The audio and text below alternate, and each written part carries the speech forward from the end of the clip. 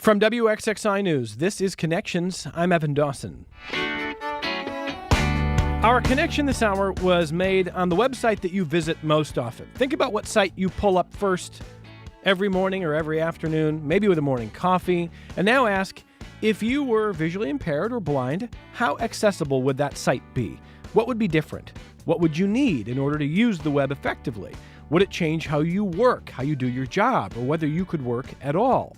The employment rate for people with disabilities has been slowly rising for years, but I'm looking at data showing that it remains only 21.3%. 21.3. That is very, very low. And our guests today are going to explain more about this. They'll tell us why we can arrive at many different explanations for that. There are, of course, transportation issues. There are employers who won't make accommodations for people with disabilities. There are penalties for applicants who don't have prior work experience when it's hard to get a job in the first place. And that's just the start. In the past year, we've been hearing that AI, artificial intelligence, could be a massive change agent. AI can help people seamlessly perform tasks that have, up until now, been slow or laborious. But before we assume that AI will solve this issue, there are warning signs there as well. This hour, a conversation about what can continue to move that employment number upward, what our responsibility is, what stigmas remain, how to understand our own bias in this regard, and more.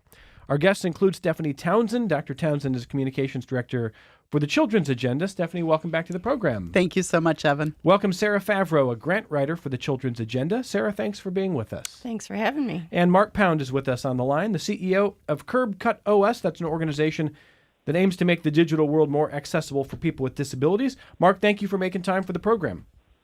Thank you. So, glad to be here. Let me just start by taking a look at kind of the big picture, and then certainly I think Sarah's own testimony and story is going to be valuable here. But Stephanie, when I look at that data, the first thing I think when I see 21.3% employment rate for people with disabilities is, how are we defining disabilities? There can be broadly defined or it can be more narrowly defined. But regardless of how we're defining it, that number kind of shocks the system to me. Right, Evan. Those numbers are based in part on the U.S. Census and how they define disability. It is important to remember that some of those people who are not employed, who have disabilities, are people who are over the age of 65. So, of course, as we age, we oftentimes acquire physical disabilities that we didn't have earlier in our life. But for the sort of working age population, those unemployment numbers are still staggeringly high. So that includes everything from physical disabilities, cognitive disabilities, developmental delays. So it really, that 21% number covers a wide gamut. But the fact is, no matter what someone's ability is, they have sort of a human need to contribute to the society, to contribute to our community, and to be self-sufficient and independent.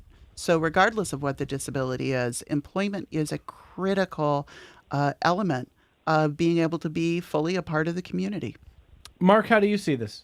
I'd say she has it spot on across the board. I very well said. I couldn't add anything to that because you took the words out of my mouth, to be honest with you. Yeah, and Mark, when I'm sort of trying to digest that low employment number, I'm also thinking about the fact that, I've coming up on 10 years of hosting this program, and at least in the ecosystem where I am, there's more emphasis, there's more, I would think, openness on behalf of employers to consider this issue and why the numbers have been so poor and what they could do about it. And yet the needle is not moving all that fast. Why? I think the awareness is trending in the right direction. However, there's so much misinformation and misdirection. It's led to mass confusion. And because of that, and you have competing departments within companies, one department could be saying, hey, we need to do this. Another department could be saying, well, what does that actually do for us? How does that impact us?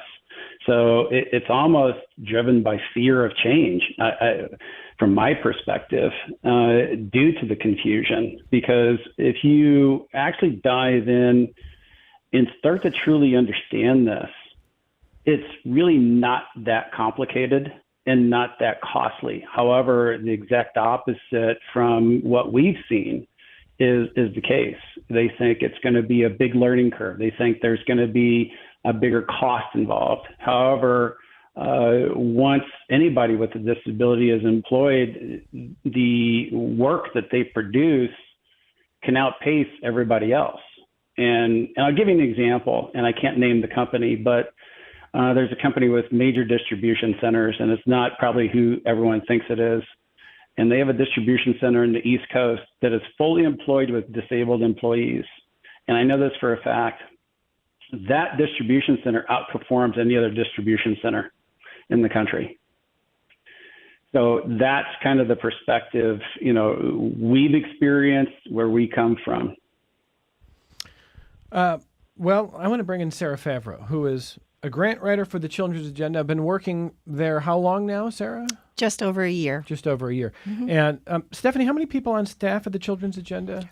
We just added a new person today, so we are up to 14 staff. 14 staff members.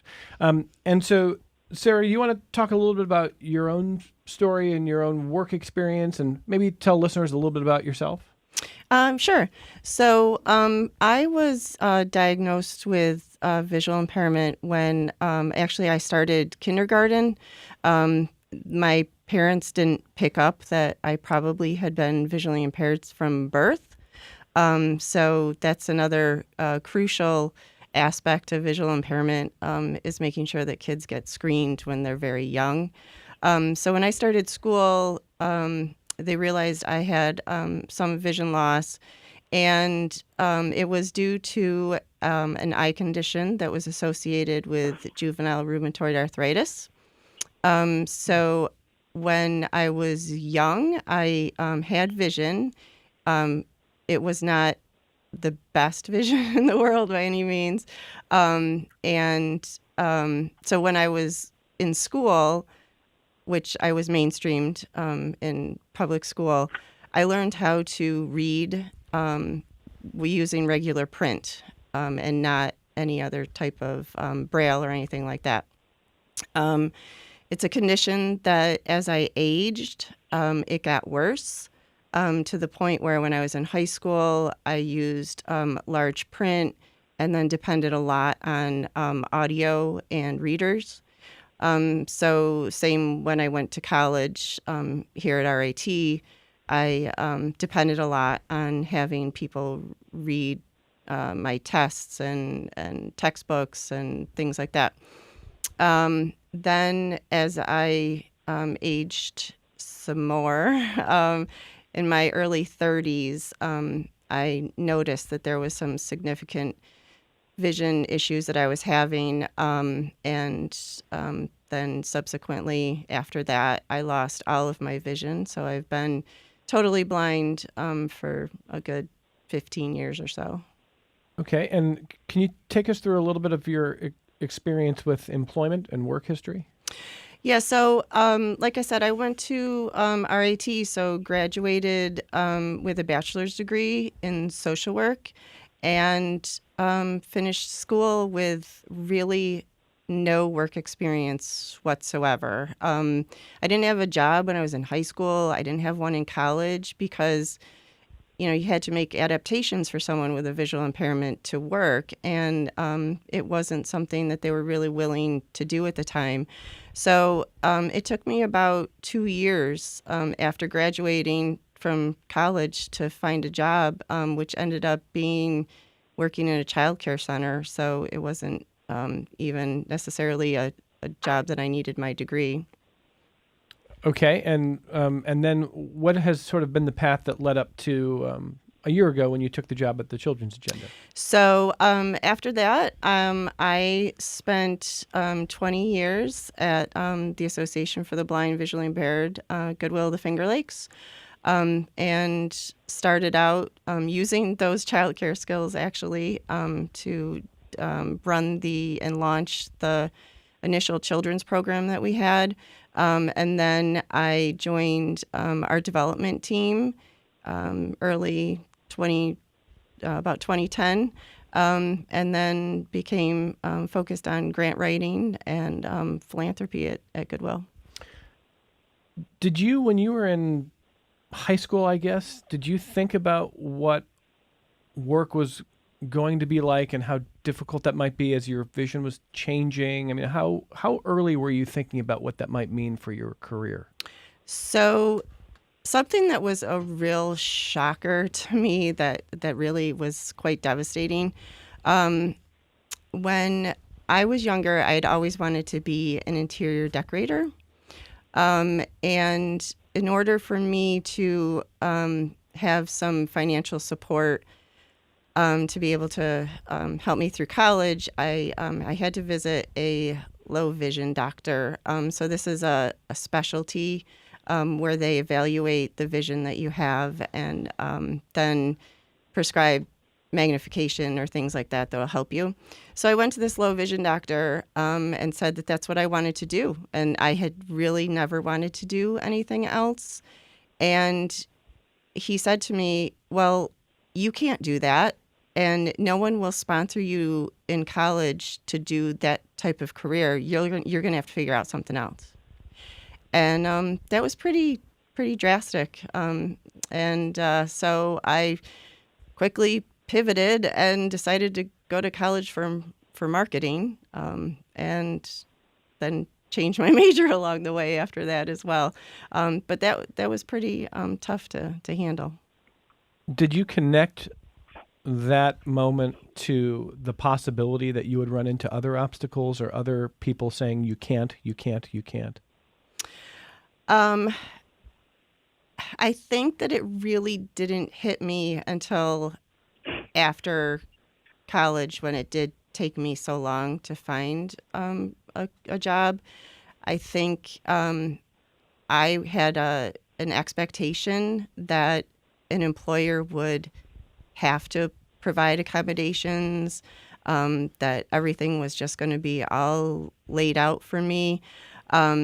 And then you have to remember that while I was in college was when the ADA was passed. So even prior to that, things were a little different in what employers had to provide. So I think my expectations were that I wasn't going to come across any barriers or obstacles, but I guess along the way, just finding that job and having the confidence to be able to say, I can do this job.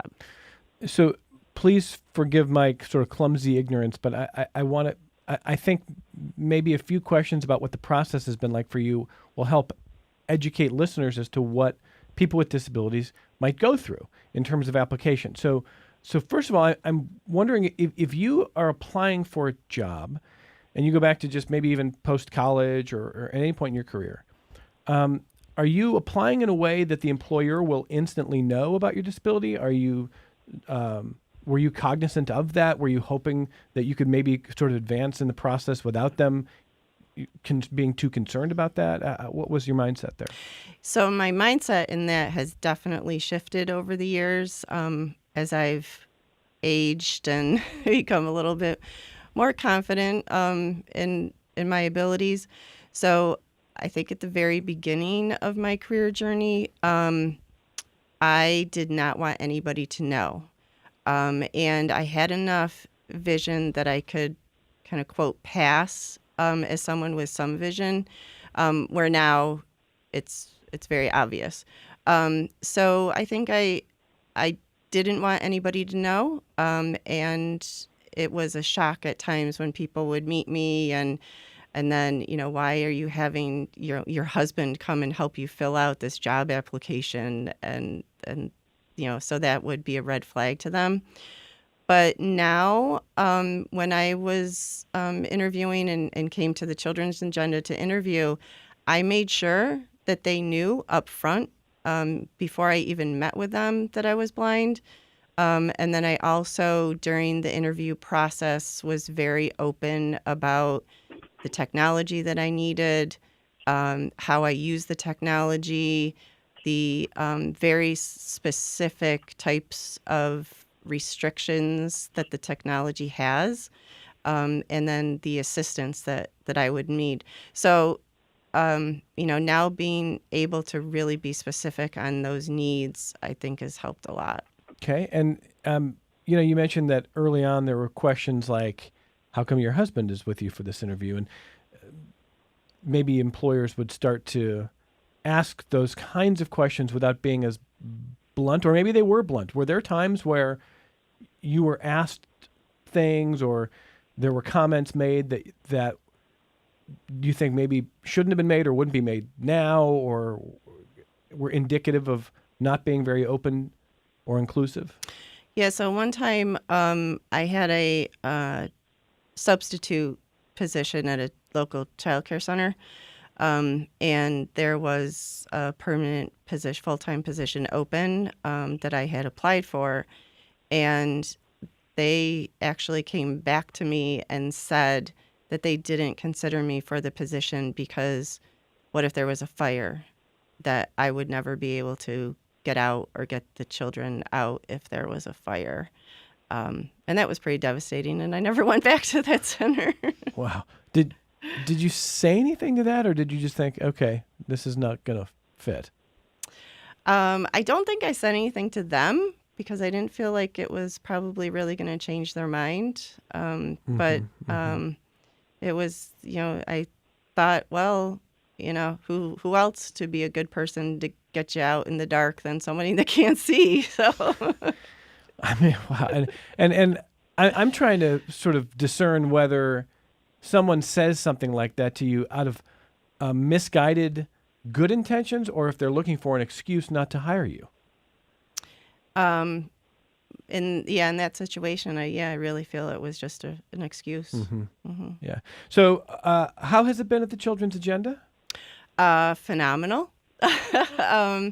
From the get-go, my very first day on the job, I had the computer that I needed. I had the technology that I needed on the computer.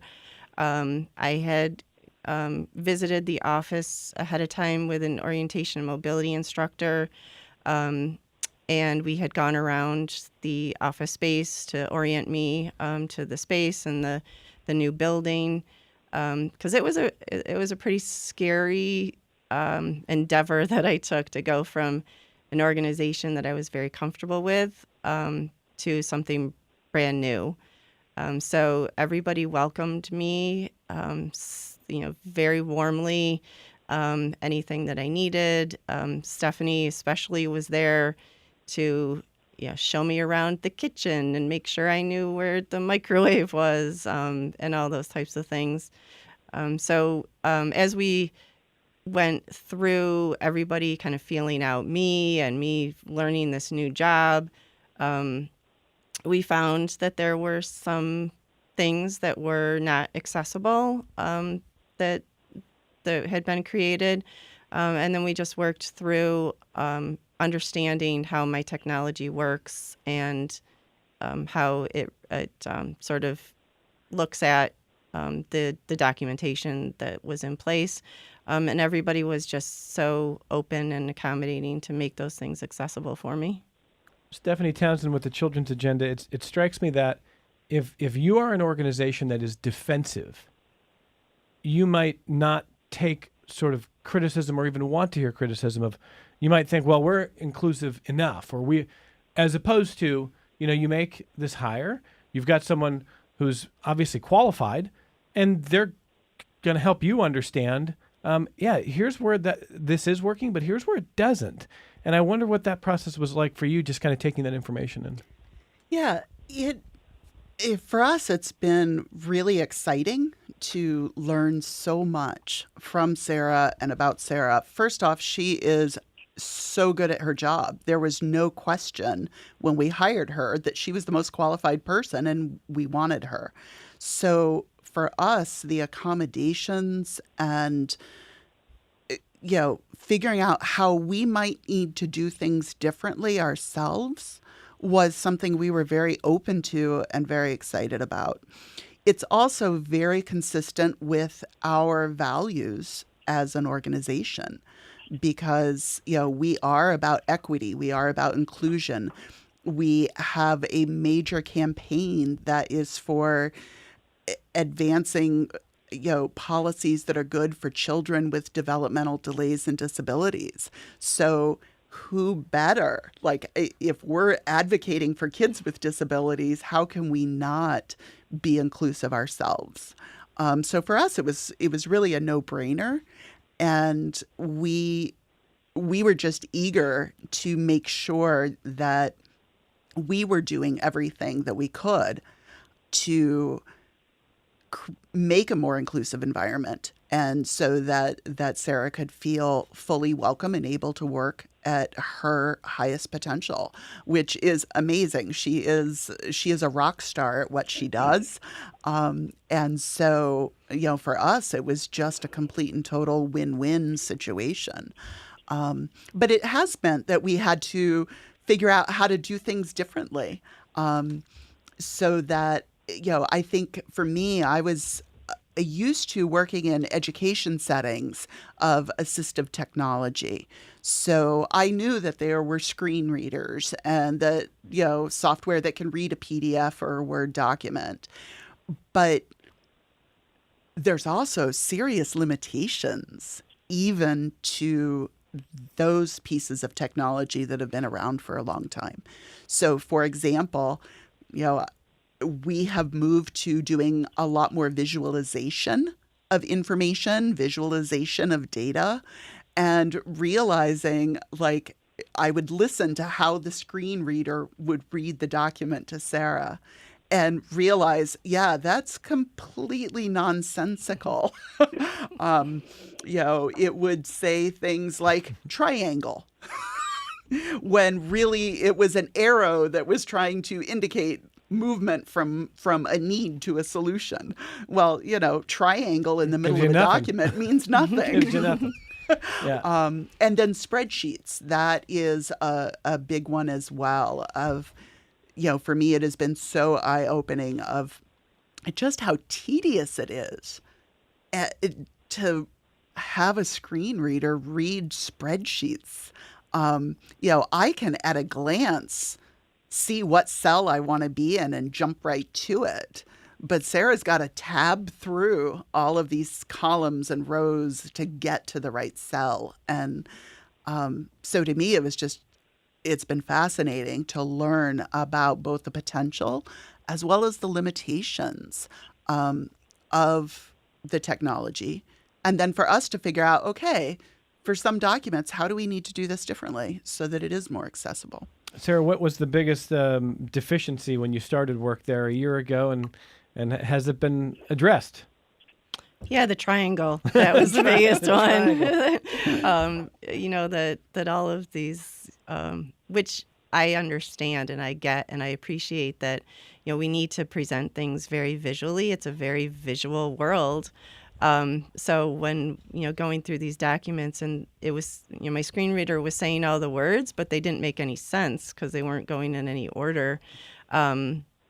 So one of the things that I did after I'd been there about 6 weeks, 2 months, somewhere around there, I put together a presentation, sort of an in-service for the staff. So as we had gone through all of the documents and the different situations and things that were limiting to me, I gathered all of that together and I did a presentation, gave a background about myself, and then talked about the screen reader. We have, this really cool whiteboard that we can put stuff up on, and they could hear the technology and then see how I can manage through things without using a mouse. And lots of times it does take a few extra steps, but I can still get to the same spot. So that, I think that was very helpful. It was very helpful for me to be able to sit down and really look at how do I do these things and how can I tell somebody how I do these things. And I think it was helpful for everybody to get an idea that, you can't send me an email with something bolded or, having those types of indications because it all sounds the same. So it was just a different way of thinking for everybody. And so now it goes a lot easier and quicker and more seamless. Yeah. Mark Pound, CEO of CurbCutOS. Where does AI come in to solve some of the challenges that you've been hearing about here? Well, I think before we dive into AI, because there's a lot it's a big word with a lot to unpack. Some of the challenges I'm hearing can be facilitated now as far as document remediation with PDFs, Word documents, Excel documents. That's already being done outside of AI. So that's something we can address. With AI, it's interesting because it's a huge buzzword at the moment. And when you start to really understand AI for what it is, there's going to be advantages and disadvantages. The advantages, it's eventually going to be capable of delivering a better user experience. However, that's going to be a while before that happens. Early on, because AI derives itself from data sets, and I won't get technical here, facial recognition has a lot of promise for people with paralysis and injuries, things like that. And, we're already starting to experience that with when we sign on to an iPhone, for example. Mm-hmm. But it's still lacking in many places. Another one is voice recognition to ensure captions and transcriptions work properly. But yet again, that is still lacking. We're still early in the AI phase with those things in mind. The other couple things are content translation, enable for wider comprehension by a larger group of people. And then lastly, alt text, which is starting to make some moves into AI, which is the text equivalent of an image in context. The disadvantages is AI can be very overpromising and underdeliver, something we're already seeing. And where someone is saying, oh, it can do this, this, and this, but then when someone goes to use it, it falls way short. It's like a lot of early stage technology. It comes with a lot of promise and hype, but then unfortunately it misleads the consumer and ends up with frustration. Something we're seeing also in that space is because it needs more testing. Testing has been an overthought because of the buzzword and how much AI is out there right now. So everybody's trying to fill gaps. The problem is, it's just like, I don't know if everybody remembers blockchain. When blockchain came out, it held all this promise, the dust settled, and, it's still moving along, but not at the pace it was. So we've seen lawsuits in this space because of that confusion and because of the promise that leads nowhere. And I'm not trying to be, a downer on this, but I'm trying to paint the real picture because beyond the buzz, the reality is, like the advantages I went over, there is promise to where early on it can start to understand those things from facial, voice, content, and alt text. However, when we're looking at websites, mobile apps, and the likes of those digital assets, there's a long way to go because automation or AI will solve part of the puzzle, but the other part of the puzzle has to be solved by manual, lack of a better word, labor. Mm-hmm. Because even when we go beyond that automation, the manual side is going to catch things that the automated side is not. But over time, let's say fast forward 5 years, and you've had enough manual input that it trains the database and it trains the AI. So then it has the understanding on how to address all those complexities and the variables across all the different types of disabilities and even the aging population.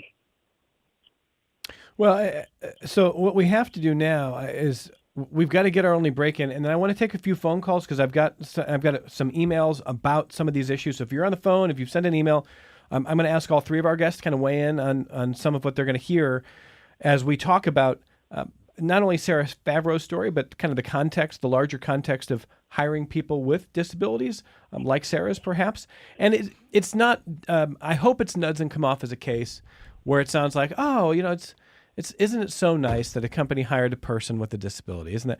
I mean, as Stephanie Townsend said, the Children's Agenda didn't make this hire to get a pat on the back. They made the hire because here was a candidate at a very high level, but also a candidate who a generation ago, when she was out of college, wasn't getting those opportunities, or the assumption was, well, someone with this kind of a disability can't do this work, or it's too difficult, or we can't accommodate. So what we are looking at is, how are we changing? Are we changing fast enough? Is technology helping? Is it hindering? Where do we go from here? We're going to come right back with Sarah Favreau from the Children's Agenda and Stephanie Townsend as well from the Children's Agenda. Mark Pound is with us from CurbCutOS. That's an organization that aims to make the digital world more accessible for people with disabilities, and we'll get your feedback on the other side of this only break. Coming up in our second hour, we explore 700 new words in the dictionary that Merriam-Webster admitted in September. Well, we're not going to look at all 700 new words and phrases, but we'll take a look at some of the ones that stand out. It's our annual quiz. We'll see how you do. Do you know what these new words and phrases mean? NGL? This conversation always slaps. It's next hour.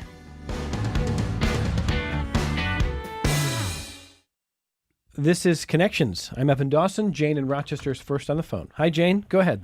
Yes, Evan. I just wanted to respond to the comment about women and the possible discrimination when they're disabled and trying to get work.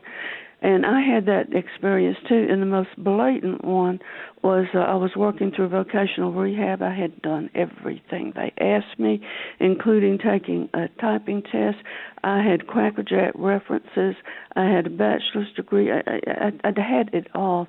And when I got my interview with this Neanderthal, the first thing out of his mouth was, "Are you married?" And being who I am, I said what I thought.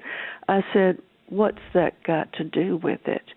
And he said, "Well, with the men, it's critical that they have work, and it's not so critical that women do because the men support them." And that's pretty much word for word what he said. I should have gotten up and walked out, but frankly, I don't remember now. But it was such blatant sexism. How do you know my situation? I did divorce my husband because he abused me. If I'd stayed, there have been people on my case about staying. So there's just so much sexism. There was one more little thing I wanted to say. But you can have all your ducks in a row, and when you still can't get anywhere, I would think that maybe somebody's looking for an excuse.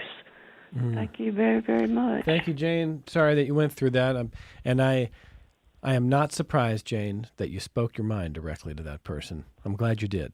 And I'm glad you called. I want to ask Sarah Favreau. I mean, Sarah, her last point is that sometimes it's an employer looking for an excuse not to hire someone. And you talked a little bit about your experience with that earlier this hour. Do you think you ran into any sexism, the kind that Jane described, Sarah? No, I don't think I have directly. I think, especially in the nonprofit world, it tends to be a little bit more heavy female driven. So I kind of fit right into some of that. So I really have not had any of that experience. No. Well, Stephanie Townsend, I'm pretty comfortable saying this, but maybe you can back me up. We've talked to employment law attorneys over the years, and it's just probably a useful reminder that they should not be asking you, do you have children already? Do you plan to have them? Those are the kinds of questions that were designed to kind of try to figure out, well, who would be a loyal employee? And, women, I mean, that's what Jane's talking about right there, and those should not be part of those conversations anymore. Absolutely. And it applies both to gender discrimination as well as discrimination against people with disabilities. There are simply questions you can't ask. And it's hard sometimes, even for very well-intended employers, because sometimes they think they're just making conversation. We run into this at the Children's Agenda, just insofar as people oftentimes are passionate about advocating for children because of their own experiences of raising children. And so it's natural to think that in making conversation, you might ask something like, well, do you have any children? You can't ask that. And likewise, with Sarah, it was up to her in the interview process as to when and if she wanted to disclose that she had a disability. Of course, in her case, as she said, at this point in her life, it's obvious. So it's more comfortable to disclose it right up front. But she could have gone through that interview process and we could have had no conversation whatsoever about it. And we could not ask. Our decision had to be who is the best person for the job. And any accommodations we could only raise after, making that offer. Mm-hmm. Now, Sarah made it very easy because she did bring it up, and and that's fine once the applicant brings up, I need this kind of technology.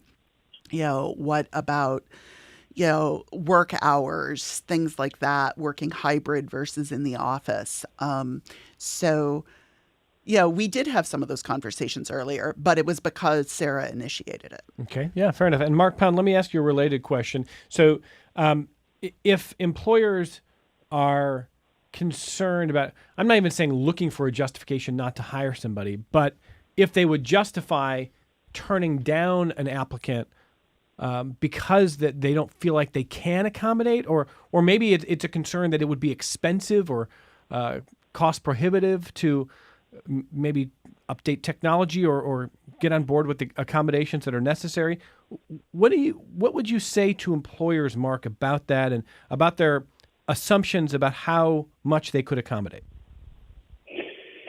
Well, I preface this with I'm not an HR attorney, but I do have an HR attorney friend who brings these things up all the time, and he said you would be absolutely amazed of what he has experienced over the course of his life.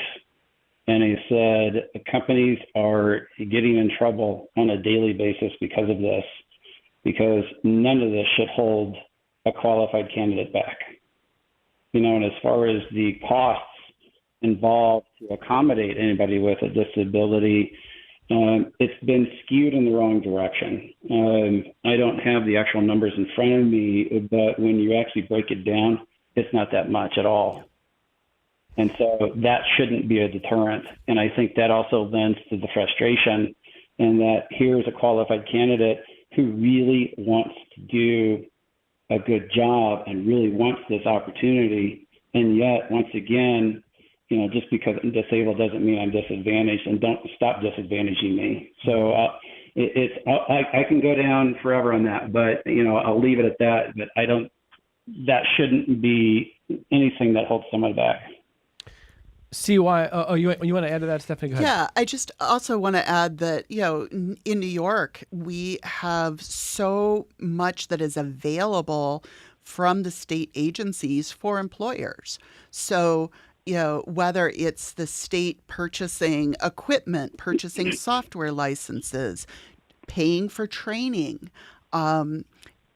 there is a lot available that, like at the Children's Agenda, we weren't even aware of until we started working with a state agency and found out, we were thrilled that there was going to be even more support. We were already committed to paying for all of that ourselves, but it turned out we didn't need to.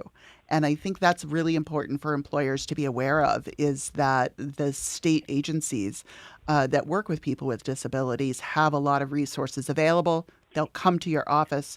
They will help cover many of those costs. Sarah, is there anything else that right now that stands out that you need most at work that could still be sharpened? Oh, I don't know. A chauffeur. Yeah, no, I really, everything is pretty well set to what I need. One of the accommodations was that I only was required to be in the office one day a week versus the schedule that other people were working on, where there was 2 to 3 days a week, which was extremely empowering for me to not have to go to the office to do my job when I can do it as well or better from home. So that was a great success in being able to go there. But no, I don't think so. Everything's we've got it going pretty well. All right. I do think transportation, though, Evan, Yeah. is something that people need to really be aware of, is one of those major barriers to people with disabilities being able to access employment opportunities. A lot of times people say, oh, but there's paratransit available. Not necessarily. The federal law says that public transportation has to provide paratransit for people with disabilities only within 3/4 of a mile of a bus stop. Now, here in the Rochester area, RTS has extended that to 1.5 miles. But that means if you don't live within 1.5 miles of a physical bus stop, you cannot get paratransit. So that is incredibly limiting, not only in the city, where luckily there are more bus stops, but Sarah lives out in the more rural part of Monroe County. There is no bus stop. So paratransit is not an option. And I think that's a really important thing for the public to be aware of, is it's not as simple as saying, oh, you can get paratransit because you have a disability. Mark Pound, this might be farther afield here, but do you think that AI is possibly a solution in this at all? I mean, literally everything from self-driving cars, which, kind of exist already, but have come with their own set of options, not the least of which is cost barriers. But is AI a possible solution in transportation, Mark? Yeah, that is way out of my. But I think we were just having this discussion with somebody, a couple of weeks ago. I want to say we're 5 to 10 years out on that before it gets fully adopted. But a point was brought up in here in post-COVID. COVID gave rise to hybrid work or working remotely, and I don't see anything wrong with that. In fact, I think what happened is it opened the door for people with disabilities to say, look, does it really matter where I work from? And some of these employers need to understand that, hey, just because they can't come in doesn't mean they're productive. In fact, you're going to probably find more production and more results from a dispersed pool as opposed to trying to get everybody into a single office. And some of that's my own opinion, but that's how I work with companies, and that's how I work my own company. We're virtual. You find the best talent that way. And so I think until AI can come in and benefit in that capacity, I think employers need to start looking at that, and that hybrid work or remote work. I'll just ask Sarah quickly to jump in on that. I mean, Sarah, I can see this two ways. I can see this in the spirit that Mark brings it, which is let's find ways to make sure any talented person can work for us, even if that means hybrid work arrangements, remote options, etc. So in the spirit of inclusiveness, I see that. But I also wonder if it feels like, hey, well, I want to be in the office with people. I want to be among people if I can, and do I have the right to do that? How do you see this, Sarah? Oh, geez. I guess one of the things is that, I will probably never go back to ever being full-time in an office again. Mm-hmm. It just is so, like I said, so much more empowering for me to work from home. And I think that there's ways that you can manage the relationships these days, especially with virtual and telephone and all that, to be able to still stay connected to your colleagues. So I think just in general, it's sort of shifting how we're working and making things more accessible for people. Okay. CY writes to say, I was born legally blind. I got a bachelor's of environmental science and wanted to work in rural outdoor environments, but never considered that transportation would be a limitation to that career path. I worked for an ABVI Goodwill for about 5 or 6 years. It is in the mission statement to employ individuals with disabilities, specifically visual parents, but they also deal with a variety of other mobility and other issues in their employees. I think more individuals with disabilities, the more individuals with disabilities that an agency employs, the easier it becomes for them to accommodate others with disabilities or difficulties for a variety of reasons, ranging from ranges in cultural mindsets of the workplace to actual physical changes in the environment that make it easier and more practical for people with a variety of abilities to work.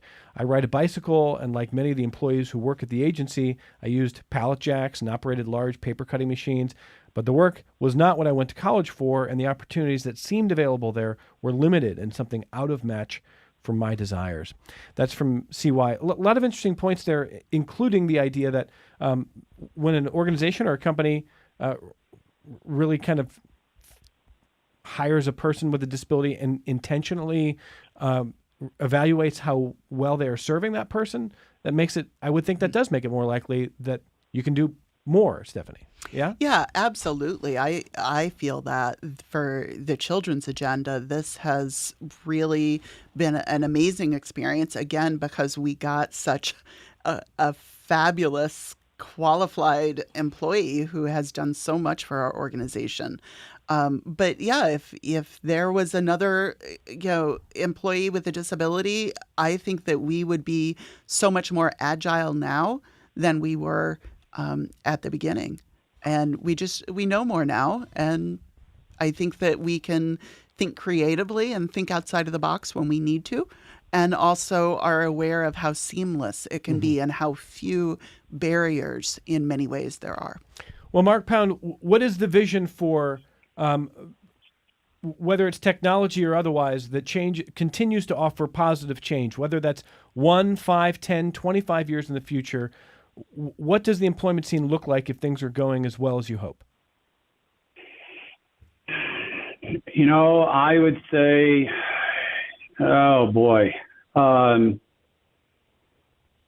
continue in the same direction, but at the same time, become open-minded and realize there is a tremendous amount of talent that is being underutilized. And the proof is there, the facts are there, the analytics are there to show, hey, it doesn't cost that much. And you're overlooking a massive talent pool. And it needs to get to the point where it doesn't matter who, what, why, when, where, how we are. Everyone should be treated equally. As I like to say, we're all born with something, and most of us end up with some form of a disability over the course of our life, which is a known fact. But it doesn't mean we're disadvantaged, and it doesn't mean we can't produce, and it doesn't, we don't get a reset button. So give everyone an opportunity. And it just needs to continue to increase. And I know I've kind of taken your question and kind of digressed from it in some capacities, but I just think that's where it needs to be. 50% or greater? No, I think it needs to be equal. Don't come in with a limb. Yeah. I'm gonna let Frank offer some final thoughts on his own experience. Go ahead, Frank, in Greece. Yes, hello. I just wanted to say that I too have a disability. I've had learning disabilities and depression, and it's hurt me trying to hold work before I got medication. And finally, by getting assigned a pro bono lawyer and a physician who went out of his way to get me Social Security disability, the quality of my life changed dramatically. It's not free money. It's a small amount of money. And after resting up for about a year, I've gone back to work part-time driving a light truck. And my employer's happy with me. I'm happy with my employer. And I just want everyone listening, and I want your panel to know, I sincerely hope that you've had someone there, a physician, lawyer, social worker, not-for-profit, to help you. And I hope you're getting all the rights you deserve, all the rights you've earned. Well said. Yeah, well said, Frank, and much love to you. Continued success to you. I'm glad to hear you're doing well. Stephanie, you're nodding along. Some final thoughts from you there? I just think there's so much incredible possibility, and it is, for us, yeah, like I said, it's really been a win-win. It was the right thing to do. It was the legal thing to do, and it has just been amazing for our organization. So I just hope that employers will, keep that open mind. And, as has been said, to recognize that there is an amazing pool of talent out there. Well, Sarah Favreau's been with the Children's Agenda for a year now. Stephanie Townsend is Communications Director for the Children's Agenda. And we always appreciate having a chance to talk to you, Stephanie, and the whole team over there. I know we'll talk again soon. Thanks for being here. Thank you. Sarah Favreau, lovely to meet you. Thank you for being with us today. Thanks for having me. And our thanks to Mark Pound. Mark, where can people learn about what your company does? They just went to our website, which is CurbCutOS.com. Thanks for being with us, Mark. Thank you. We've got more connections coming up in a moment.